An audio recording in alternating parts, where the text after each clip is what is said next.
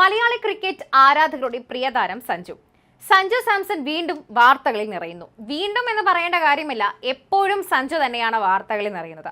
നമ്മൾ മലയാളി പ്രേക്ഷകർക്ക് മുൻപ് എന്തൊക്കെ സംഭവിച്ചാലും അല്ലെങ്കിൽ ക്രിക്കറ്റ് ലോകത്തോ സ്പോർട്സ് ലോകത്തോ എന്ത് സംഭവിച്ചാലും അതിൽ സഞ്ജുവിന്റെ പേരുണ്ടോ എന്ന് നോക്കി ആകാംക്ഷഭരിതരായി ആ വാർത്ത വായിക്കുന്നവരാണ് നമ്മൾ എല്ലാവരും.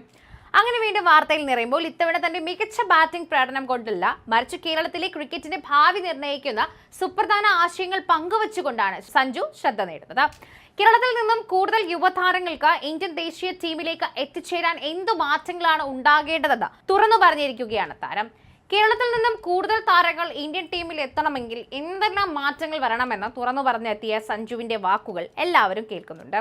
താരങ്ങൾക്ക് വലിയ സപ്പോർട്ട് സിസ്റ്റത്തിന്റെ ആവശ്യമുണ്ടെന്നാണ് സഞ്ജു പറയുന്നത്. ഏറ്റവും ആവശ്യമായവർക്ക് പിന്തുണയാണ്.